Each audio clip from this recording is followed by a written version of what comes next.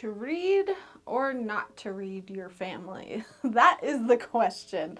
In this video today, we're going to be talking about giving psychic readings to family members. Now, I know my coaches are probably going to kill me for this out there because they always said, never ever do it. However, I know that people do it. So if you're going to do it anyway, at least do it with the right ethics, the right judgment, and the right kind of resources behind you. So in this video, I want to talk about all of the downsides to reading family so you kind of know the red flags to be aware of. But then also some good tips and how you can approach it and when you should approach it, who you should talk to, not talk to, all that good stuff. So if you are new here, welcome. My name is Lauren. I'm a psychic coach. I like to help psychics develop their abilities, whether you're a beginner or advanced. So my channel is here for you to learn all about your psychic ability, all the modalities, all the tools that are out there. So with this video, just also know to lump good friends into this category as well. This is not just like blood family. This is just people that you spend a lot of time around. So this could be family, friends, best friends. Just think about whoever is in your life often and you know all about them, all about what's going on. That's kind of the group of people that we're talking about with this video. And again, I don't want people to go into it blindly like I kind of was. I was sort of given, to be honest, I was given a lot of information about why not to read families, but I wasn't really given information on okay, if you do, here's what's allowed. And that's really what I want to talk to in this video. Now, if you don't want to read family at all, just know I have a psychic development game night that we have once a month where you can practice reading people virtually over like a Zoom style call. So just know that that's available before I get into all of this. So let's start first with the downsides. Let's start with why we don't read our family members, why we hear that we shouldn't often. Now, the biggest reason why we're told not to read our family members is because we have a bias about their lives. We have a bias about what they're doing, who they're, in a relationship with, where they're going to school. We all think like we know what's best for them, right? That's called your bias. And when they come to you for a reading, it can be difficult to set that bias aside. And I think a lot of psychics doing this incorrectly don't set aside that bias, and they can kind of use it as an advantage of oh, they're wanting me to give them a reading on their career. I've always wanted them to get off their butt and go do XYZ because I think that's what's best for them. And so you cannot set aside that bias. You could do a reading for them and kind of push your own agenda. Obviously, this can be unconscious, this can be conscious, even it can be done with the best intentions, but we have to understand that that can be a really easy trap to fall into, of not being able to fully set that bias aside. This is why I often don't read my husband, because my bias is just so big with him that I can't get it out of the way, honestly. And obviously the issue with bringing in that bias is that the information you give is going to be incorrect. You're not actually going to the psychic source. You're not saying, hey, psychic source, what's the advice here? Instead, you could be giving your own advice. I mean, with the psychic ability in general, you have to set aside your emotions and your preconceived bias about whoever you're reading. So just know that with family, that can be a lot harder to do. You know them so well, even friends. Another danger alongside giving inaccurate information because maybe you're not connecting to that source is that you might float more into that counseling, that left brain that we always talk about. Oh, I really have always wanted them to dump this dude, so I'm gonna, counsel them through it and maybe not give them psychic advice. I'm gonna give them counseling advice. And maybe that counseling advice is not needed. Maybe they really do need to stick out that relationship. So again, this is where your bias can kind of get in the way of reading family and friends. Or on the very opposite end of the spectrum, you could be really practicing some bad ethics and you could be pretending that spirit or one of their guides is saying something that they're totally not.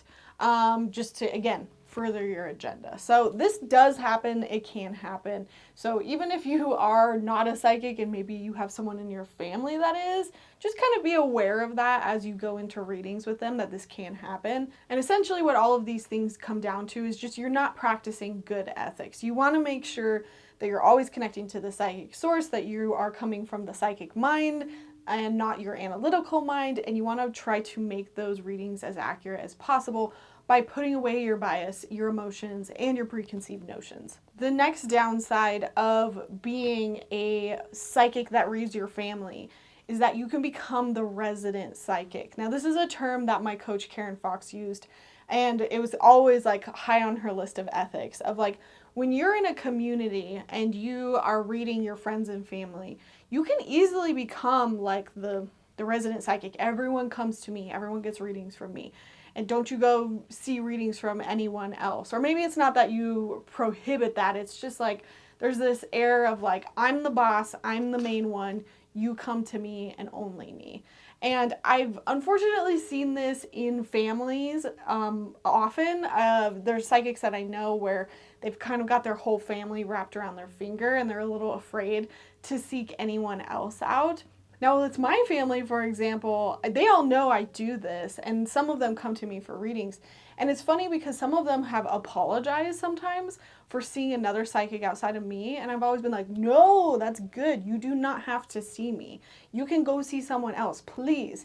There's been several times I've even actually referred my own family members to somebody else and said, hey, I understand if you don't want to talk about this with me. I understand if you want to just get someone else's opinion, someone who's outside of the family. Here's a lovely psychic to go chat with. And the downside of this is like, if you're only ever seeing one psychic, it's not always a bad thing, but if that psychic just happens to have not the best ethics and you have no perspective outside of them, you could be getting better, more accurate readings, and you just might not know. So being the resident psychic of your little circle, your little group, your little community can turn into a very toxic situation very quickly. Where it's very like codependent and you feel like, oh, I can't see anyone else, and this psychic is always checking in and making sure like I follow their advice. So that's another danger that we can fall into with reading family and close friends. Now, another big reason of why we don't want to read family is that it can quickly turn into the game of telephone, is how I like to think of it. So you know, like telephone, where you've got like 5 people in a line and the first person you give them like a sentence and then they're supposed to pass that sentence along, and by the time that sentence reaches like the end of the line, it turns into something completely different, right? That's exactly what happens here, is that you could read a family member and they hear what they want to hear out of a reading. You know, the crucial points that they take away might be different than what you remember that reading being about. And so then they take their version of what the reading was and they pass it along to this other family member. And then this family member hears their version of it. And then they pass it along to another family member. And it can become this like thing that cascades and almost blows up, because it could reach somebody and it could be so gargled and so off base when they're not coming back to you for the original like information, if that makes sense. Not that they should, but you know how that works. You know how gossip spreads, you know how people talk. They only give pieces of something and they pass it along and it's not the full story. So obviously this is bad for a lot of reasons. One, confidentiality. You know, if you can't trust that family member to keep, that reading confidential, they're just going to pass it along. And where it really becomes a problem is if it starts drama, obviously. If one of the family members hears and they feel some sort of way about it, they feel left out, they feel angry at the psychic, they feel angry about the situation, whatever it is, like it can cause trust issues. And I mean, to some people, they might not give a crap at all. Some people, that might be very important. However, for those of you who want to default into, well, I don't care what anyone thinks about me, think of it more as putting your ethics and your integrity first. It's important to make sure that you're an ethical psychic and not the opposite. And that kind of leads me into my next point of like, not everyone in your inner circle might be okay with this. And that is another danger we kind of, I shouldn't use danger, that word's like a little intense, but it's a little bit of a negative side of reading family members. It's that, they might not believe in what you do. And if all of a sudden you're telling all your family members this or that or this, it can just be bad. And I will tell you from personal experience, and I have no problem talking about this person in my family who I sort of feel responsible for, but they have some intuitive abilities. And what they did was this person connected to one of our relatives that was passed, and they walked around to everyone in my family and told them, this is what this person is saying. And it was a lot of negative things, and it came from her own bias. It was not psychic, in my opinion. And what happened there was she caused unnecessary drama by spreading this information, by saying these things that were not true, and hurting a lot of people in the process, and really like alienating herself. Honestly, she has not been welcomed into the family for a while because of it. And it sucks because those were her actions, and that was a reflection on me as well. It's kind of like, well, if that's what being psychic is, Lauren's going to be that same way. And so I just want to show it happens even to me. It happens to anybody. And I just want to show, like, that was not me doing this, but I saw someone so close to me doing this. Someone who I would not say is like a professional psychic, but they were just kind of learning, and they thought it was okay to cross those ethical boundaries, give people unsolicited messages, give people messages that probably were not correct, and use it for their own agenda. And then basically cause a big rift between a bunch of people and destroy the image of like what psychic ability should look like. And I'll just say, to wrap that up, like you don't want to be on the receiving end of it. It is not fun. You know, you can make people feel threatened if they don't believe in what you believe. You can be pushing your beliefs on someone else that might not be open to that. I mean, obviously on a more relatable scale, you probably have family members that are religious, that are definitely not into this kind of stuff. And you kind of have to weigh the risks. You have to decide, if somebody shares something about a reading that they got with you, are you going to be okay with that possibly being overheard? So that's why it's also important to make sure that whoever you are reading, you know they can also be confidential with that reading. Honestly, that situation was just so unfortunate because, like, part of me felt like, because of the work that I do, maybe I emboldened this person to, like, speak up. But at the same time, like, I know it's not my fault. Their actions are their own. But then it also caused, like, an unfortunate backlash.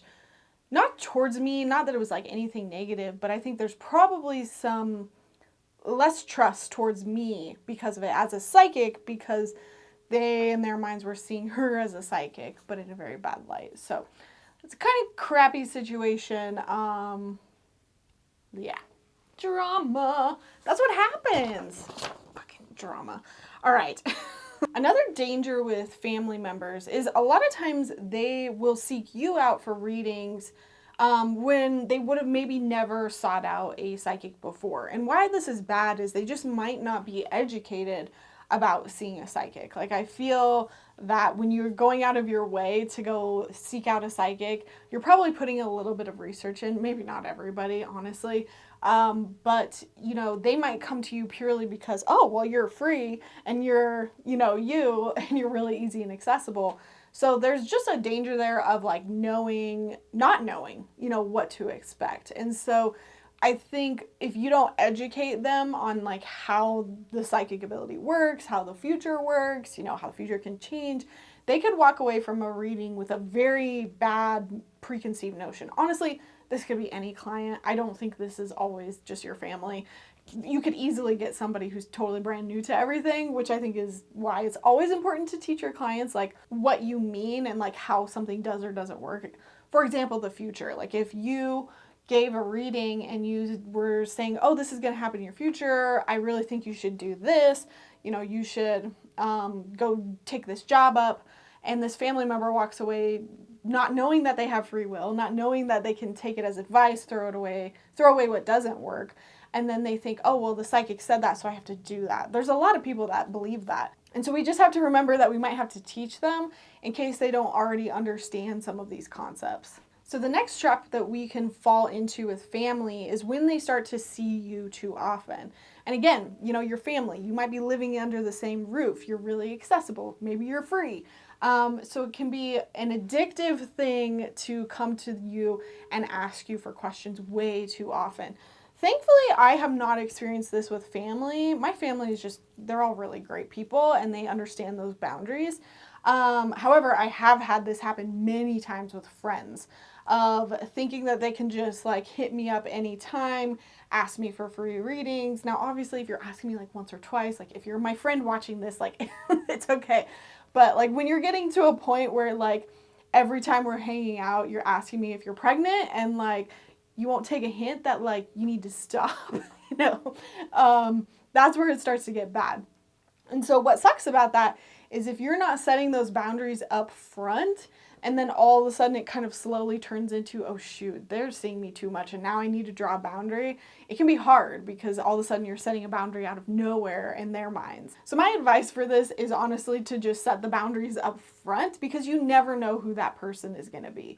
You never know if one of your family members is just going to be like wanting to see you all the time.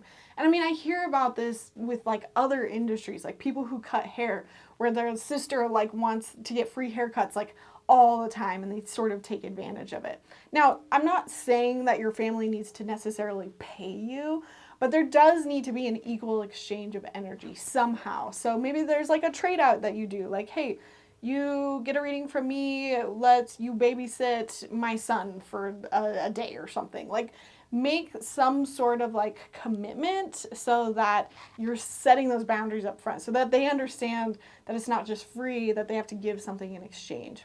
So yeah, essentially, do you charge them? Do you do trade out? Do you just give them a discount? Also, you need to decide up front too how often they can see you. An issue that I had was that when my cousin passed, everyone wanted to talk to me. And I was getting a call in the middle of the day, and it was like, I want a psychic reading right now. Can you tune into him right now? And let me just talk to you right now about this. And it's like, I'm doing other things. I'm busy. I'm not just going to give you a reading like this. And so you have to kind of set those boundaries of when are they allowed to reach out to you and ask you these questions. And kind of what I just do with my family is I say, hey, let's like set an appointment time, just like I would any other client. That way they're not like pushing on those like, oh, I need an emergency reading right now, right this minute. I'm still holding them to those rules of like, you got to wait, get your emotions out of the way. I have a rule of basically wait like 24 to 48 hours. Book on my website, which I literally have it set so that you can't book it sooner than 24 hours. So those are kind of all of the downsides that you can come across, the red flags, the traps that you can fall into with family. So again, I think as long as you're aware of them and you're actively trying to avoid them, I think that you're okay. And I think that's what a lot of people are not given, and they're just told don't do it at all. But what happens when you tell your kid don't do something? They're going to go do it. Like, I know that you're all going to do it. I know you're going to use Ouija boards. I know you're going to do this. And it's okay as long as you're doing it, you know, with good ethics. You're really making sure you're trusting your judgment and your discernment, and you're being good about it all. And I think what people often don't talk about is the upsides to reading family members. And so I want to talk about that next because that's often overlooked. Now, outside of the obvious, like why someone might like reach out to a psychic and, you know, get the benefits from seeing a psychic, I think when you read family and friends, it truly can bring you closer. And again, I feel like this is one of those things that I understand why we're not supposed to read family and friends, but I think we don't think about how it can strengthen relationships. And I truly believe that the family and the friends that you have in this lifetime are there for a reason. And I think, I don't want to say it like, you know, if you have this gift, in a lot of ways you're responsible to like share it.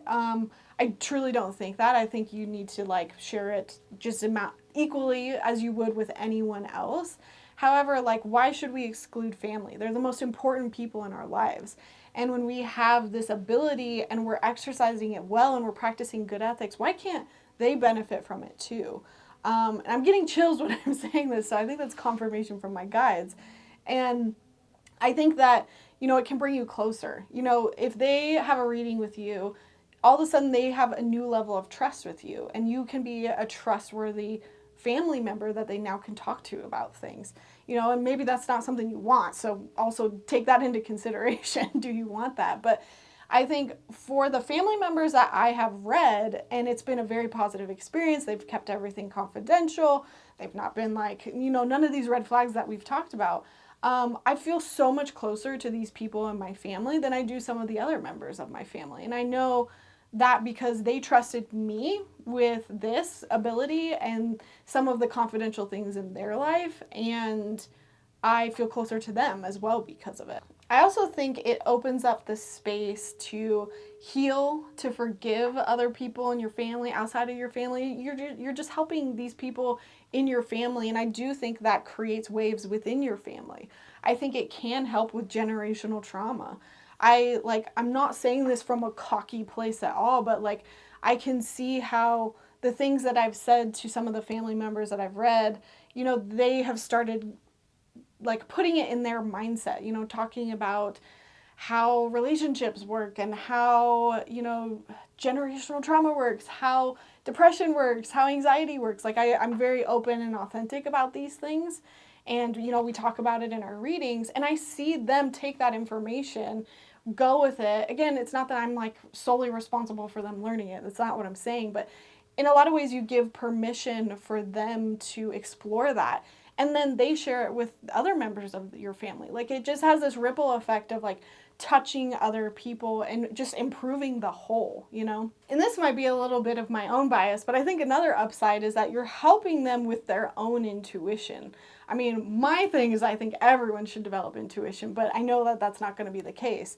And so if you're introducing them to what intuition looks like, what their spiritual team is, truly I think you're helping them grow their spirituality. Not that we're converting anyone, not that we're pushing our beliefs on anyone, obviously, but you're introducing it to them. And maybe they would have never had that experience before. And I personally think that no matter what your spirituality is, as long as it's not harming anyone, I think that it's only going to make you a better person. And so I think that if we're encouraging this in each other, we're encouraging each other to be happier, more well-rounded people. Essentially, you're teaching them how to trust their own inner voice, no matter what their religious beliefs are. All right, now that you know kind of why some of the traps are there, how you can fall into them, and some of the upsides to this is just a section where I just want to say, if you're going to do it, keep these things in mind. These things are the most important if you decide to read a family member. If you need to even save this video and come back to this section, please do so.